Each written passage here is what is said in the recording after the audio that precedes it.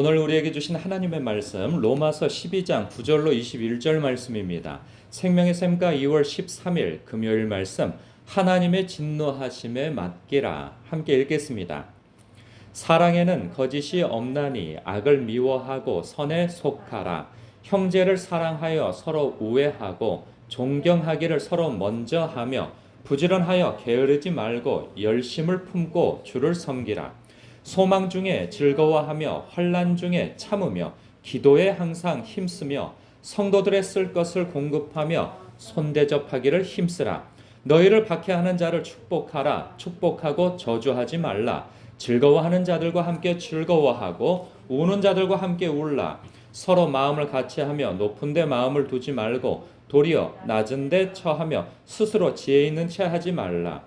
아무에게도 악을 악으로 갚지 말고 모든 사람 앞에서 선한 일을 도모하라. 할 수 있거든 너희로서 모든 사람과 더불어 화목하라. 내 사랑하는 자들아, 너희가 친히 원수를 갚지 말고 하나님의 진노하심에 맡기라. 기록되었으되 원수 갚는 것이 내게 있으니 내가 갚으리라고 주께서 말씀하시니라.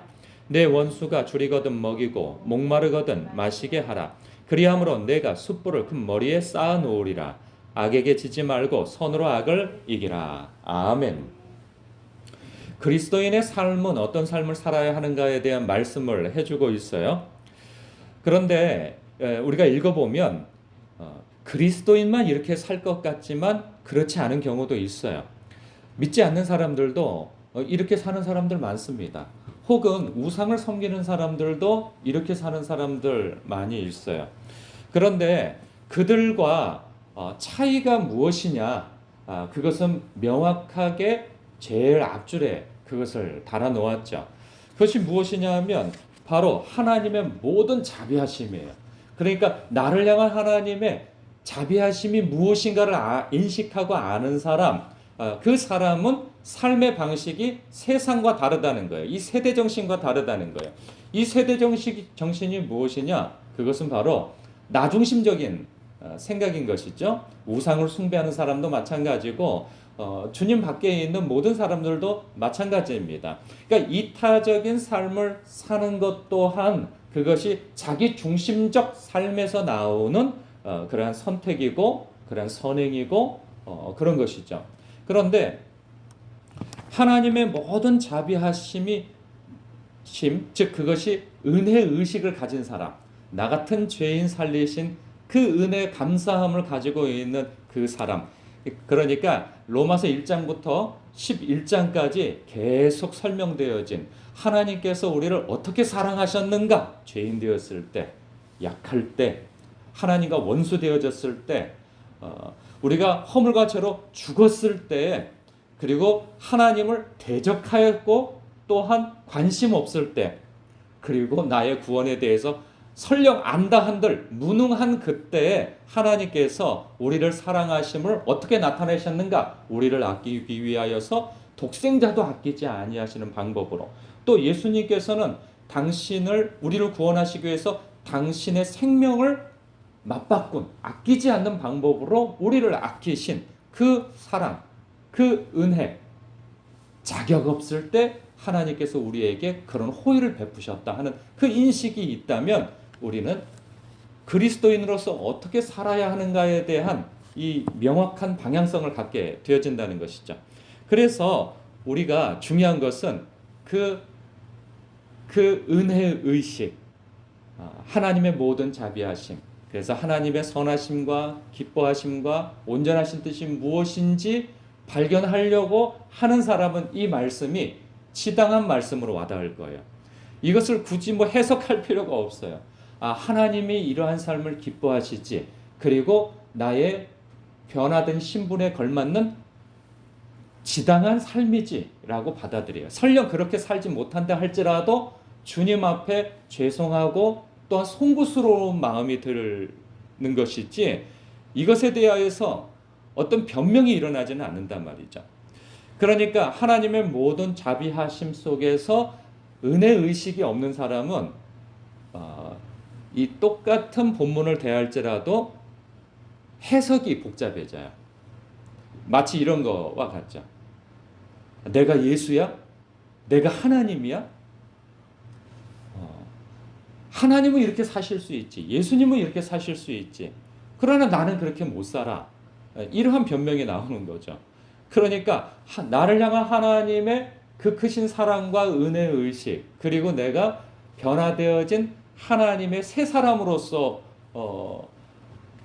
인식이 없다면 우리는 자꾸만 이 세대 정신, 이 세상의 정신, 나중심적인 생각에서 이 말씀을 보게 되어진다는 거예요. 이 말씀, 그런 생각에서 이 말씀을 본다면 한편 아름다운 말씀일 수 있어요. 왜? 그 사랑의 대상이 내가 된다고만 생각한다면 아이고 그렇지, 그리스도인의 삶은 이런 것이지 하고 늘 내가 다른 사람한테 인정받고 사랑받고 관심받고 하는 것에만, 그리고 용서받고 하는 것에만 관심을 갖지, 내가 하나님의 마음으로 다른 사람을 이렇게 대해야 한다는 생각을 갖지 못하게 되어지는 것이죠. 그런데 제가 염려를 놓을 이유는, 이 시간에 이 말씀을 듣는 여러분은 하나님의 모든 자비하심 속에서 이 말씀을 대한다고 저는 믿어 의심치 않습니다. 설령 이렇게 살지 못한다 할지라도 주님 앞에 송구스러운 마음을 갖고, 주님, 제가 주님 앞에 주님을 더욱 닮아가는 삶을 살기를 원합니다. 주님, 저의 믿음 없음을, 저의 연약함을 도와주옵소서라고 기도하며 주님 앞에 지혜를 구하고 능력을 구하고 마음을 구하고 하지, 이것에 대하여서 변명을 늘어놓는 그러한 분은 계시지 않을 거라 생각이 되어져요. 저는 이 말씀을 권면하건대 읽고 또 읽었으면 좋겠어요. 왜냐하면 우리는 늘 놓치고 살아갑니다. 저는 요즘에 가장 이 여러 말씀 가운데에서 제가 마음에 두고 있는 말씀 무엇이냐 하면 9절 말씀이에요. 사랑에는 거짓이 없다라고 하시는 말씀이에요. 그러니까 이건 무슨 말씀인가? 사랑에는 위선이 없다라고 하는 것으로 바꿔 표현하면 좋을 것 같다는 생각이 들어요. 위선은 거짓된 선행이죠. 거짓된. 그러니까 겉으로는 어떤 선의를 베풀고 하지만 그 속에서는 같은 마음으로 하는 것이 아닌 거예요. 왜 이 말씀이 저에게 더욱 와닿냐면, 이 목사로서 살다 보면 그 표현이 죄송하지만 직업정신에 선행을 할 수 있다는 생각이 들어요. 어느 때에는 내 몸이 피곤하고 내 마음이 허락지 않고 뭐 여러 가지 상황이 있잖아요. 그러한 때에 내가 성도들에게 혹은 이웃에게 다가가서 어떤 선의와 선행과 공감과 여러 가지 뭐 어떤 일에 있어서 동행이 있을 때 직업정신으로도 할 수 있는 거예요. 그러니까 해야 하니까 하는 것으로 할 수 있는 것이죠. 그런 의미에서 저는 종종 그런 생각을 해요. 내가 겉으로 해야 하니까만 하는 그러한 일이 하나님께서 기뻐하실까? 라고 한다면 하나님이 기뻐하시지 않을 것 같아요. 또 하나, 내가 누군가에게 성도에게 제가 어떤 내 몸을 불사르게 내어주는 헌신이 있다 할지라도, 사랑의 행함이 있다 할지라도 그것이 위선이라고 한다면, 내 겉에서 드러나는 것과 속에서는 다른 마음을 갖고 있다고 한다면 천국에 가서 다 드러나게 되어지는 것이죠. 아니 목사님, 그때 나를 위해서 그렇게 해준 줄 알았는데 아니 그게 아니었군요. 왜냐하면 영적인 세계에서 모든 게 다 드러나 버리거든요. 그때 부끄러움 당할까 두려워요. 그러니 제가 성도를 대하거나 누군가를 대할 때 위선적인 마음과 태도를 가지고 대한다면 언젠간 다 드러난다는 거예요. 언젠가는 다. 이 영원한 세계 속에서는, 이 영적인 세계 속에서는 숨길 수가 없단 말이죠. 그런 부끄러움을 당하지 않기 위해서라도 내 마음이 내 겉에서 드러나는 것과 속과 같아야 되겠다라는 생각을 더 갖게 되어져요. 그래서 진심과 전심으로서 대하자라고 하는 마음을 더 갖게 되어집니다. 이 새벽 시간에 이것을 다 일일이 언급하기가 참 쉽지는 않은데요. 그래서 여러분들에게 권면합니다. 이 말씀을 읽고 또 읽고 나의 삶 속에서 아, 주님께서 나의 삶에 이러한 것을 요구하시는구나 라고 하는 것이 분명히 있어요. 형제를 사랑하여 서로 우애하고 존경하기를 서로 먼저 하며, 이것은 주님 안에서 그러니까 혈육을 대하기보다는 성도를 대하는 마음을 말씀하시는 것이죠. 부지런하여 게으르지 말고 열심을 품고 주를 섬기라. 이 말씀 또한 뭐 해석이 필요 없죠.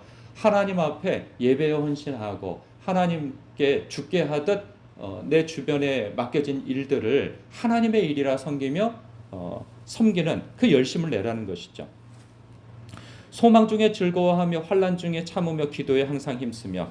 예, 이거 거꾸로 해석하면 좋을 것 같아요. 기도에 항상 힘쓰게 되어지면요, 하나님이 나와 함께 하신다라고 하는 그 마음 속에서 환난 중에도 참을 수 있어요. 왜? 하나님은 합력하여 선을 베푸시고 합력하여 복을 주시는 분이심을 우리는 알기 때문에, 어떠한 상황 속에서도 합력하여 영화로운 자리까지 우리를 이끌어 가시는 하나님이심을 알기 때문에 그것이 소망이 되어지니 즐거울 수 있게 되어지는 것이죠.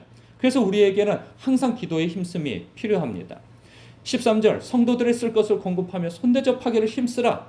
예, 여러분들이 오른손이 하는 것을 왼손이 모르도록 그렇게 성도들의 쓸 것을 공급하고 손대접하기를 힘쓴 것을 하나님께서 기뻐하시고 칭찬하실 것입니다.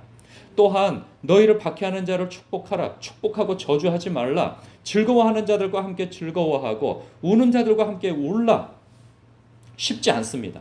즐거워하는 자들과 함께 즐거워하는 것이 쉬울까요? 아니면은 우는 자들과 함께 우는 것이 쉬울까요? 우는 자들과 함께 우는 것이 숙인지심이 일어나는 우리들로서는 오히려 쉬울 수 있어요. 그런데 즐거워하는 자들과 함께 즐거워한다? 대부분 이게 쉽지 않음을 많이 경험해요. 겉으로는 함께 즐거워하지만 속으로는 나는 뭐야? 이런 생각을 가지면서 비교의식을 갖게 되어지고 다른 사람이 나보다 잘 되는 것에 대해서 배아파하는 그러한 마음 말이죠. 그러니까 즐거워하는 자들과 함께 즐거워하고 우는 자들과 함께 울어주는 사람이 되어야 한다는 것이죠. 사랑하는 성도 여러분, 또한 저는 이런 모습 자주 봐요. 다른 사람이 즐거워할 때 자신이 또 어떤 우는 일이 있을 때 이 공감 능력이 참 중요하다는 생각이 들어요. 다른 사람이 즐거워하고 뭐 할 때 자기 자랑을 거기서 또 늘어놓는 사람이 있어요. 어떤 사람이 자기 아픔을 얘기할 때 나는 더 했어. 더 극적인 얘기를 하려고 하는 사람들이 있어요. 이거는 성도들의 바른 대화 방식이 아닙니다. 다른 사람이 아파하거나 다른 사람이 힘들어하거나 즐거워하는 일이 있다면 그것을 공감해 주는 것이 먼저인 것이죠. 그리고 서로 마음을 같이 하며 높은 데 마음을 두지 말고 도리어 낮은 데 처하며 스스로 지혜 있는 체 하지 말라. 아무에게도 악을 악으로 갚지 말고 모든 사람 앞에서 선한 일을 도모하라. 할 수 있거든 너희로서 모든 사람과 더불어 화목하라. 내 사랑하는 자들아, 너희가 친히 원수를 갚지 말고 하나님의 진노하심에 맡기라. 기록되었으되 원수 갚는 것이 내게 있으니 내가 갚으리라고 주께서 말씀하시니라. 내 원수가 줄이거든 먹이고 목마르거든 마시게 하라. 그리함으로 내가 숯불을 그 머리에 쌓아놓으리라. 악에게 지지 말고 선으로 악을 이기라. 왜 이렇게까지 말씀하실까요? 첫째, 예수님의 삶이 이러한 삶이셨고, 그리고 나를 따르는 모든 자에게 주님께서 말씀하신 바는 뭐냐? 누구든지 나를 따르려거든 자기를 부인하고 자기 십자가를 지고 나를 따르라 말씀하시는 거예요. 주님을 따른다고 했을 때에는 자기가 부인되고 죽어야 돼요. 그리고 주님의 하나님의 선하심과 기뻐하시고 온전하신 뜻이 무엇인지 살피며 주님이 기뻐하시는, 하나님이 기뻐하시는 방식의 삶을 살아야 되는 것이죠. 그것이 뭐예요? 십자가를 지고 따르는 거죠. 그 십자가는 대속의 길입니다. 내가 죽어 너를 살리는 이타적인 삶의 방식을 말씀하고 있는 거예요. 그럼 왜 이타적인 삶의 방식을 요구하세요? 영혼을 구원하시기 위하여서. 하나님의 방식이 바로 그런 방식인 것이죠. 네가 그 십자가에서 스스로 내려오면 우리가 믿겠다. 네가 하나님의 아들인 것을 믿겠다 하고 조롱하고 벌거벗겨서 그렇게 침뱉고 할 때 주님께서의 방식은 당신이 스스로 내려오셔서 전능한 능력을 보이면서 그들의 뺨을 올려붙인 것이 아니고, 아버지여 저들을 용서하소서, 자기 하는 일을 자기가 알지 못해서 저러나이다 라고 하며 묵묵히 십자가를 지신 그 방식으로 악한 마귀를 짓밟아 이겼고 우리를 구원하셨다는 거예요. 우리에게 요구하시는 방법이 바로 그런 것이죠. 악으로 악을 갚는 것이 아니고 선으로 악을 갚는 방식으로 하나님의 법을 이루고 하나님의 사랑을 드러내는 것이죠. 세상 사람들은 성경을 읽지 않고 말씀을 듣지 않습니다. 그렇기 때문에 하나님을 어떻게 발견하는가? 우리가 하나님의 방식으로 살 때 비로소 그들이 하나님을 본다고 할 수 있는 것이죠. 우리는 걸어다니는 말씀입니다. 말씀이 육신이 되어 오신 것처럼 우리 또한 세상에 대하여서 말씀이 육신이 되어져서 살아내야 하는 그러한 일로 부르심을 받았다는 거예요. 사랑하는 성도 여러분, 이 아침에 말씀이 좀 길었네요. 여러분들이 읽어서 이해 못할 말씀은 하나도 없습니다. 하나님의 모든 자비하심을 이해하는, 인식하시는 저와 여러분이라고 한다면 이 말씀을 읽는 대로 주님, 내가 이렇게 더욱 살기를 원하나이다 하고 오늘 묵상하면서 오늘 내가 할 수 있는 일들에 힘쓰실 것이라는 생각이 듭니다. 기도하겠습니다.